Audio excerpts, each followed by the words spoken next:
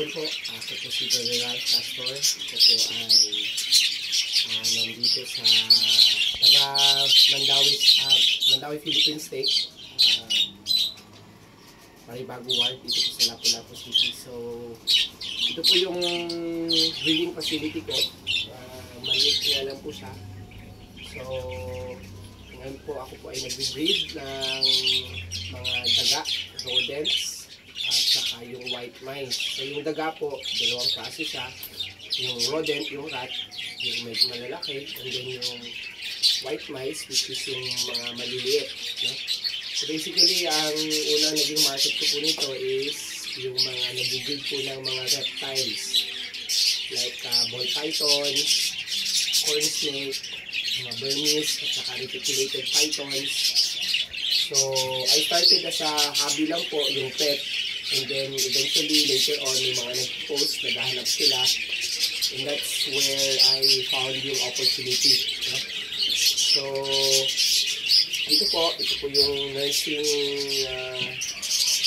rat ko. So, lahat po ng mga or yung mga magiging grow out.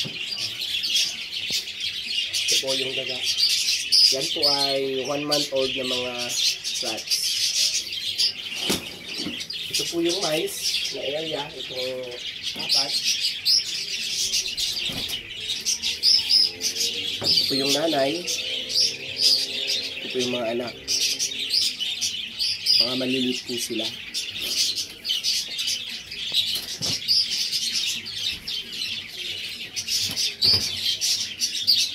So, nagsimula po ako sa rack na ito.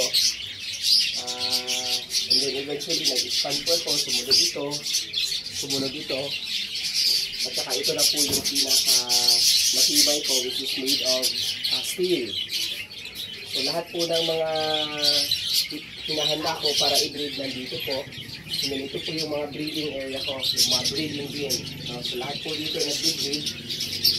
Yan po. Then, meron po ako dito nag-breed ng mice.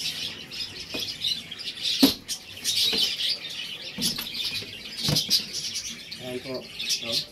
So, pag nabuntis po sila, ililipat ko po sila doon.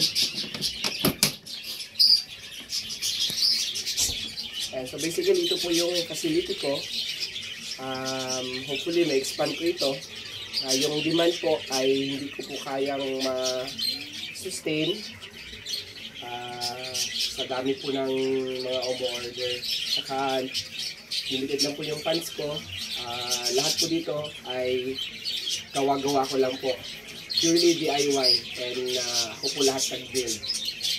So, ito lang po yung facility ko. May mga ibon po ako doon. May maliit po akong aviary din. Mas nauna ko po yung ginawa or naging hobby kesa sa itong pag-breed ng mice. So, maraming salamat po at magandang hapon po.